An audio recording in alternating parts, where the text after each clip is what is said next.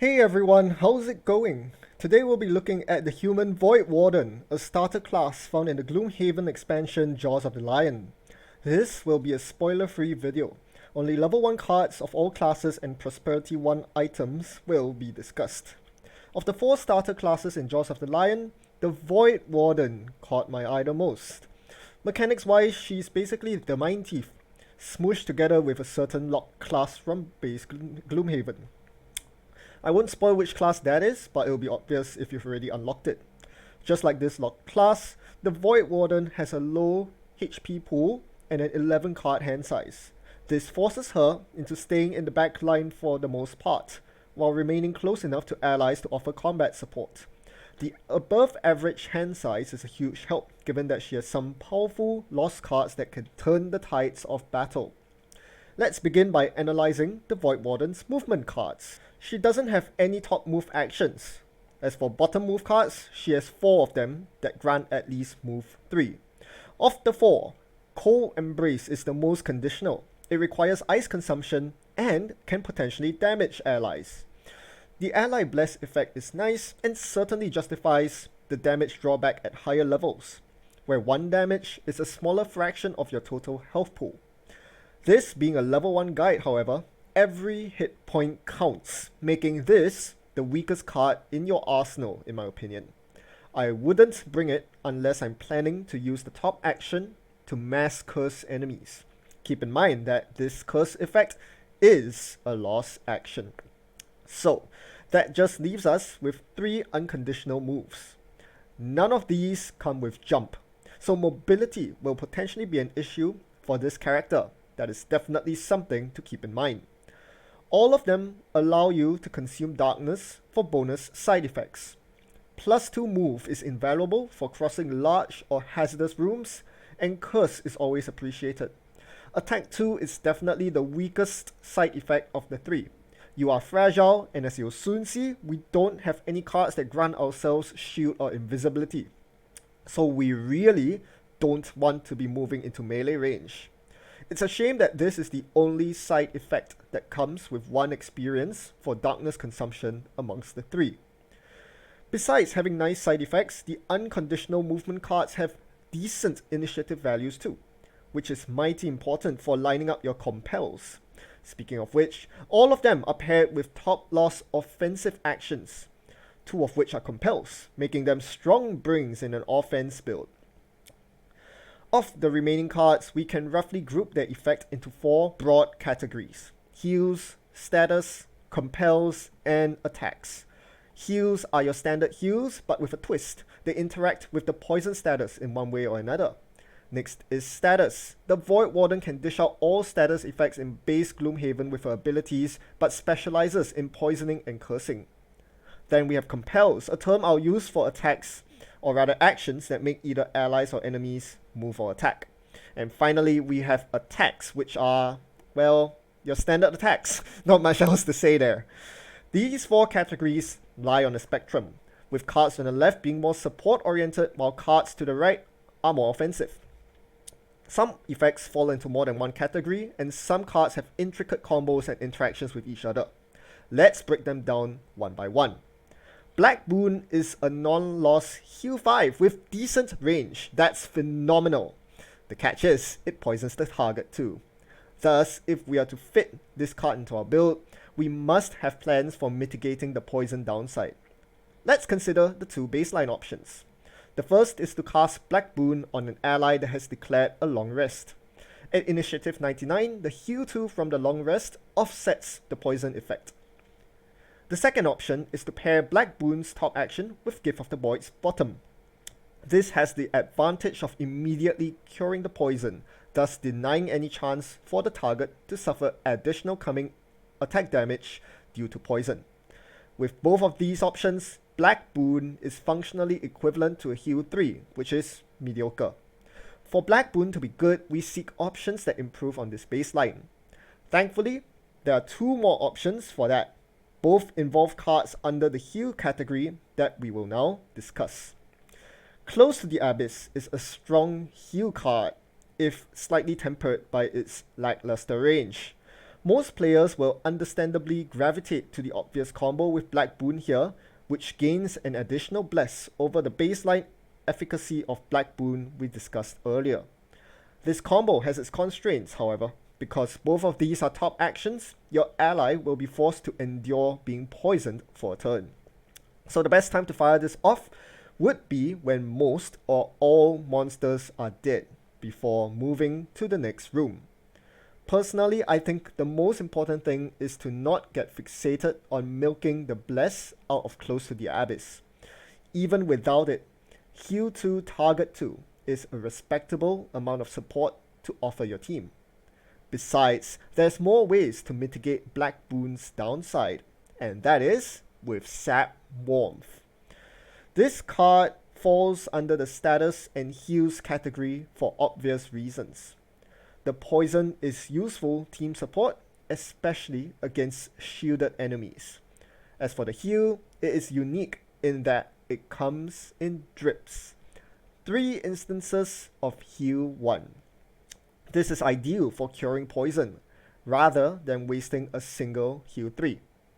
It also has a rather unique trigger condition. When enemies attack any poison enemy, not just the enemy targeted by this card, they will also get healed. Thus, to combo effectively, you'll need to coordinate it such that Black Boon fires off in initiative order just before the poison ally acts and performs an attack against a poison enemy. Another unique aspect of Sap Warmth is that it has 3 charges, but unlike most charge-based cards, it is not lost when all the charges are done.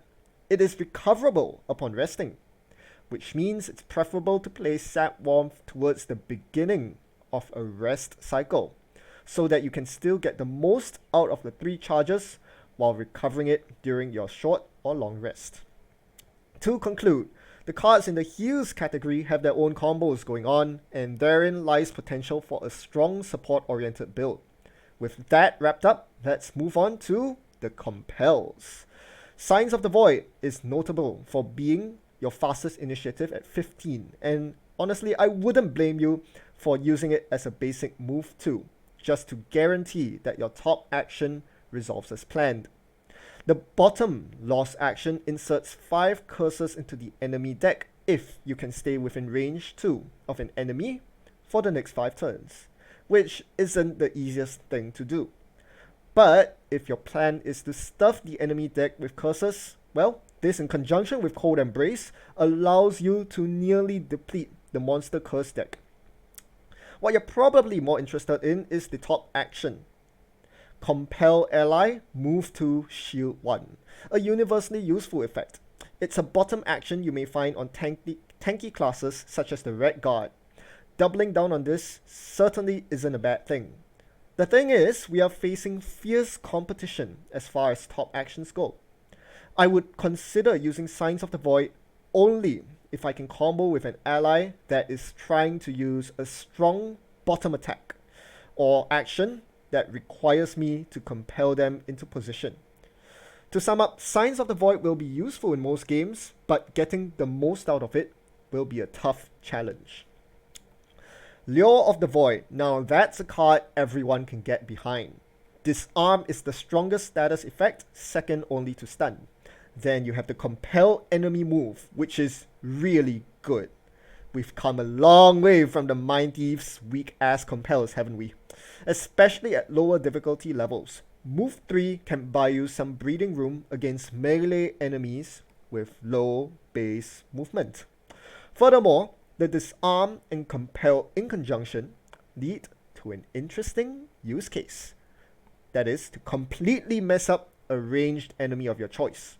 The Compel movement allows you to position the enemy such that they focus on your strongest melee attacker, and the Disarm means that instead of moving further away to avoid disadvantage, the ranged enemy instead helplessly moves right into your allied melee attacker's face thanks to monster AI, allowing your allies to wail on them for a turn or 2. All in all, a versatile and powerful card with high skill cap. Not much to say about the bottom action. Compel Attack 7 is crazy good at level 1 if you don't mind the melee range restriction and damage downside. Overall, a great card, moderated by its awful initiative. Now, we can't discuss Compel attacks without mentioning what arguably is the Voidwarden's signature card, Master Influence. It directly boosts the damage output of your compels and allows compel enemy attacks to scale with your modifier deck, making them viable even at later levels. This was an inherent weakness of the Mind Thief's compels, and I love that the designers learned from this. Needless to say, Master Influence is the keystone in a damage-oriented Voidwarden build. The bottom action is notable as well for being the only non-loss ice generation that you get at level 1. The effect itself is nothing to scoff at either. The poison effect is, at minimum, a +1 boost to your damage if followed up by a top attack action. And Bless is obviously a universally useful effect. Even though they have limited range, getting even one of these effects off is a decent use of your bottom action at level 1. Another decent bottom action is Gift of the Void's Heal 2. The top of Gift of the Void is a compel ranged attack, which is useful for targeting enemies at range. It's essentially an attack 4 because you get to apply poison before the attack hits.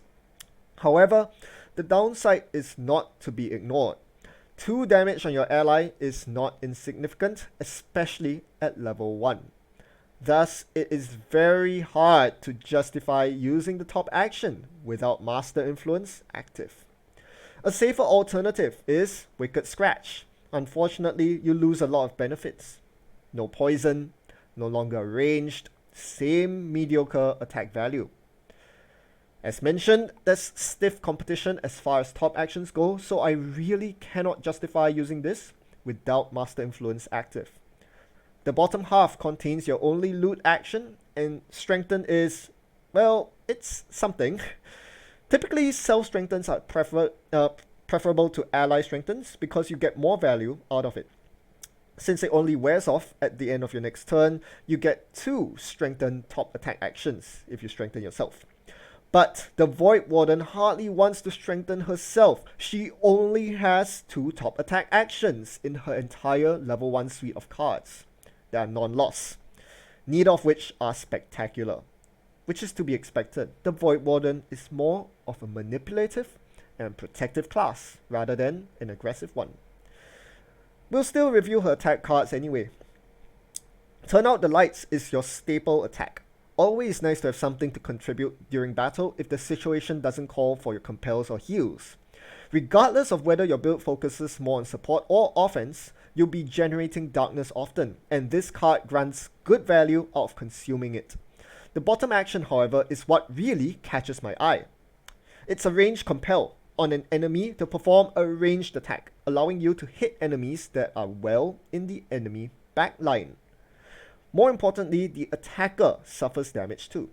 If, for example, you compel the Bandit Guard to attack the Bandit Archer for 3 damage, well, the Bandit Guard will suffer 3 damage themselves, and this ignores whatever shield the Bandit Guard has, making this a great way to take down shielded enemies.